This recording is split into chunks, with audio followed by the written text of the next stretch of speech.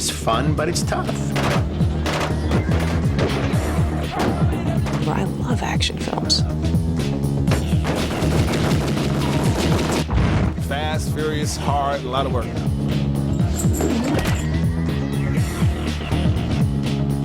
A month and a half worth of training.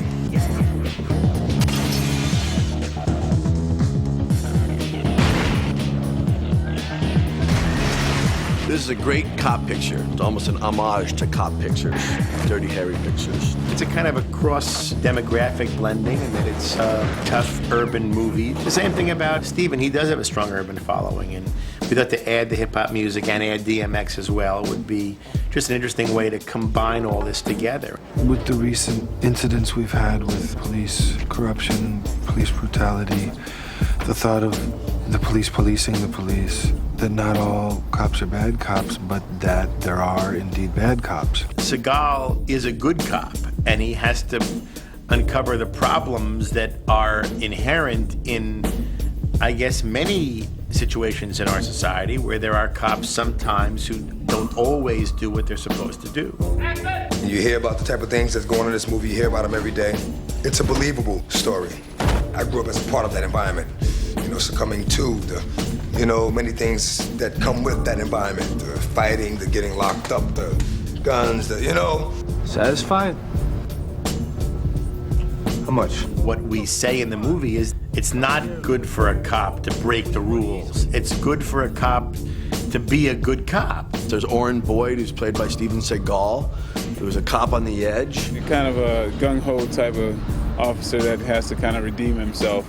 I'm not gonna send you to Vietnam, Mr. Boyd. I'm gonna send you to the 15th. Oh, that shithole. You'll fit right in. He has to kind of build his way back within this precinct that he's been sent to, which is the worst precinct in Detroit. In this case, the people that you think are the bad guys, you sort of realize, oh, okay, maybe they're not as bad as I thought. Oh, maybe they're one of the good guys. This isn't your standard action movie. There's a suspense, and you aren't sure who's bad, and people that look bad may not be bad, and the other way around. DMX's character has a very fresh approach at what a kind of a tough guy can be, and his interest is not at all what we think it is. It's very different.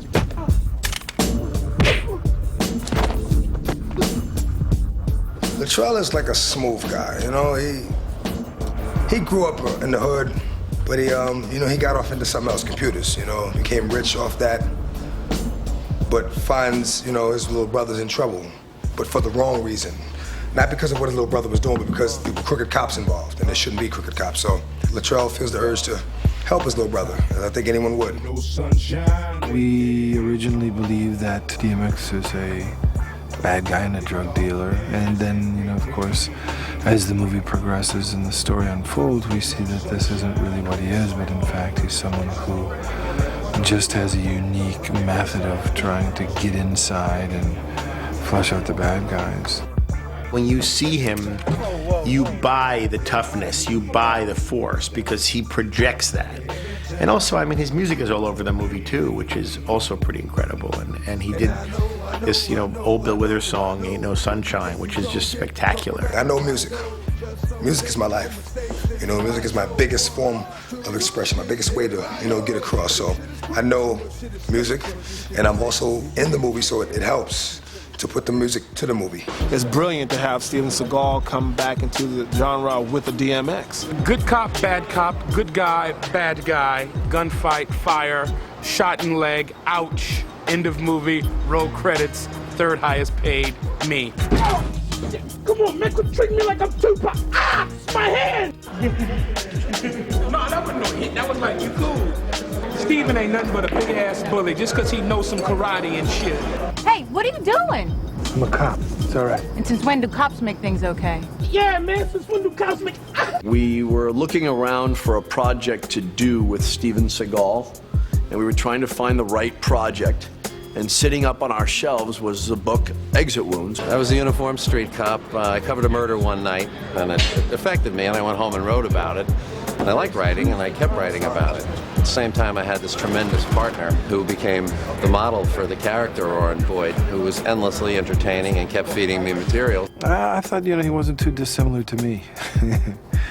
just kind of sardonic guy who's been around for a long time and really knows the job very, very well, but doesn't play the politics very well, which is sort of always been my problem. The character was similar to the role Stevens played in what I know of Stevens' life, and then as the deal came about that it was going to be made in Hollywood, there's only 2 or 3 guys who can play this role, and I wanted Steven, my partners wanted Steven, so we're thrilled. Steven has a great quality. He's not in your face. He's tough and he's very focused. And I think that that's what the character Orrin Boyd has got to be. I mean, he really played the role. He knows how to laugh at himself in this one. And there are a couple of situations that he's put in. You can't help but laugh. What are you doing here, Boyd? You said you want to see me. In my office, not here.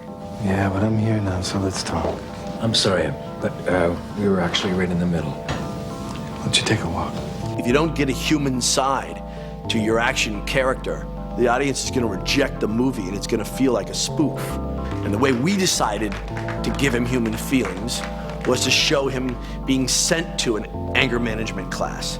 Mr. Boyd, I believe that you were sent to us because of work-related stress, aggression towards authority figures, and an all-around lack of discipline.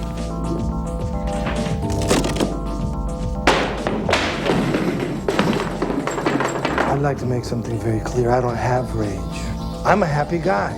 You see this face? This is a happy face. And to show him being demoted to crossing guard. What are you doing? I'm already in the intersection! Next time you see a cop blow a whistle, pay attention.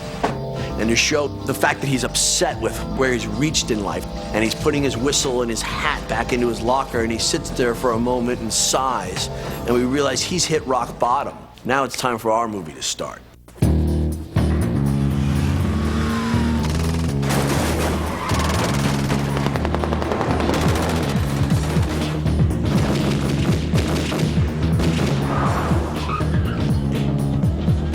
Excuse me! It's phenomenal right now. You go to the movie to see action movies, and there's a lot of kids doing a lot of action. There's very few tall 50-year-old guys out there kicking ass. This is a good role for Steven to play. He has his own style, so we work with his style. But we still brought to the party some wire work and some fresh things he hadn't done before. And we did some things in this movie that I think the audience will be surprised that he can do, but he does them. He presents a very, very powerful image, this very strong character, and very good intro technique for the screen. He is a very good martial art master, so he has a classic style. And long time ago, I'm his fans too. But this time we work together. We've tried to take a little bit of Steven's style and combined it with a little bit of Dion's style. So we have a lot of the style that we've seen, which is Aikido, that Steven has been famous for, and we have a little bit of that Kung Fu that's been thrown in there, which is getting Steven up in the air and utilizing his legs more. We get him over speeding cars. I mean, we have a lot of fun with him, and I think it's a neat thing to do with a guy that's that large. It's not that often you take a 6'5" guy and put him up in the air on a wire. It's not very flattering shit, brother. I think everything that's happening around him, he's just sort of moving through it in his own suspenseful way. But at the end, we really see something different. I think a little bit different than what he's done before. Where's the money at?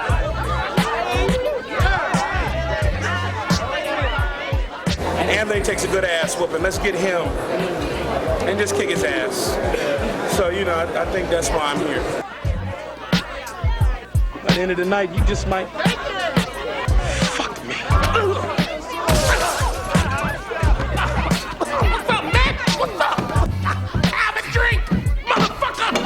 That's basically been the story of my career. You know, movie, ass kick, during the movie. So when you jump, you're rocking like this. You, as soon as possible, boom, hit the air like that. And then dodge me, boom. Okay, perfect. There's only one person that interested us at all, as Latrell Walker, and that was DMX. It was the charisma that we had gotten from hearing his songs, and we'd gotten from seeing some of his videos. So we thought there might be something very interesting about this kid. So we went to meet him, and we connected with him very much. And there was something in his eyes that, to Joel Silver and myself, made us feel like this guy might have some star quality. He's very intense on screen. He's a wonderful actor. Has a great persona, and he definitely makes you realize that he is a force to be reckoned with. I know who Latrell is because I've seen Latrell. You know, a person who grew up in the projects, but not really part of that environment. He lived there, that's it, but knew there was someplace else for him to go. He's just organic in this role, and I think a lot of the actors were really surprised at how well and how authentic he came off. He brought a lot to the party. He brought music, he brought himself, he brought his credibility, he brought his sensibility, and I think that it ended up being a very effective, use of his persona and, his ability in the movie. If you want to know the truth, I believe I was brought in here to make DMX look good. Man, he funny. Can I say motherfucker? Well, he funny as a motherfucker, yo.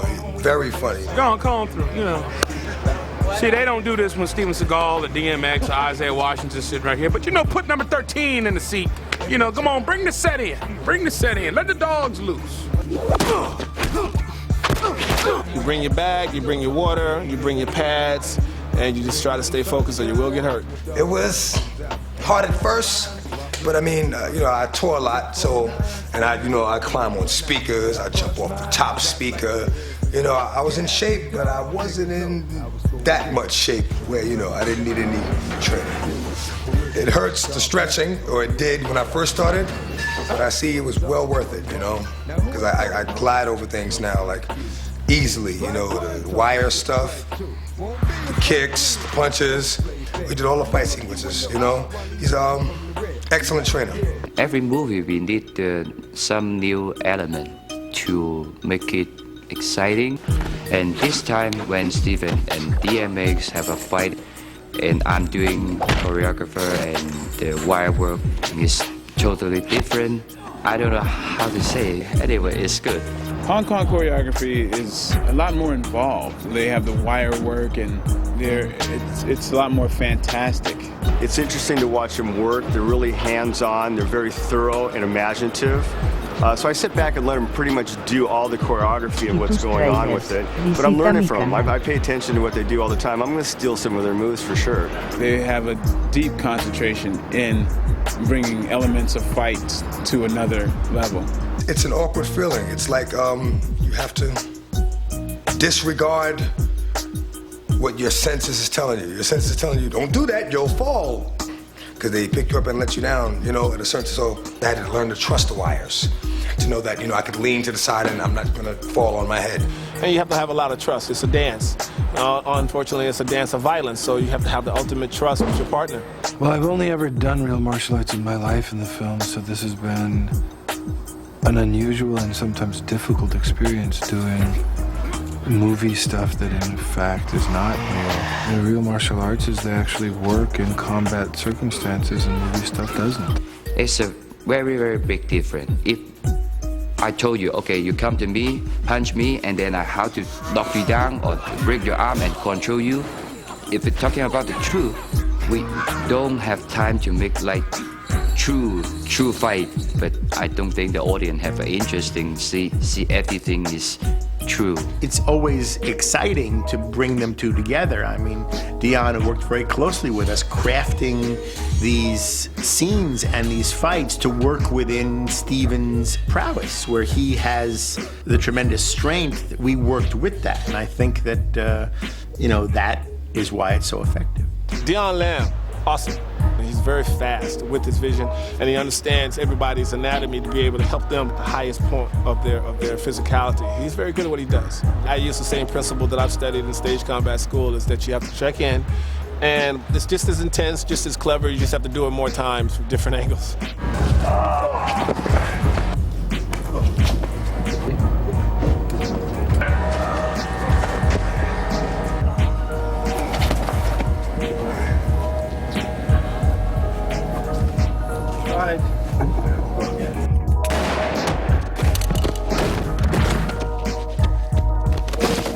Well, a real fight, anything goes.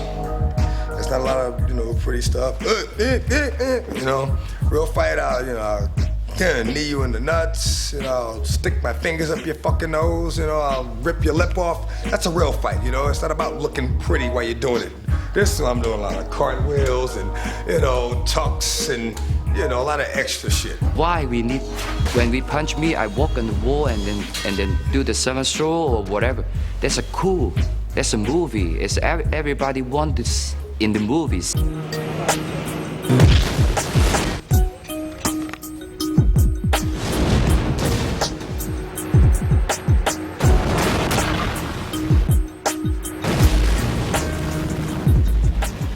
I was a Los Angeles police officer for 22 years, the last 17 on the LAPD SWAT team. He was very instrumental with his 22 years on the force of the LAPD to get us all a quick crash course on the do's and the don'ts and handling weapons and just handling yourself physically, which is something that you have to be very cognizant of because you may have real law enforcers that are actually watching this film and goes, that would never happen, that would never happen. Most people haven't been in a real shootout before, so there's a lot of things that happen in real life in shootouts that come into play. He explained how police officers are and in their personalities and in the way they carry themselves and people's anxiety involved in a shootout, people's emotions that pour out, things that happen. Try and give him some of that, but it still has to be entertaining too. At the end of the day, we have to all really relax and come to a realization that it's a movie and it's for entertainment. We're not shooting a documentary here.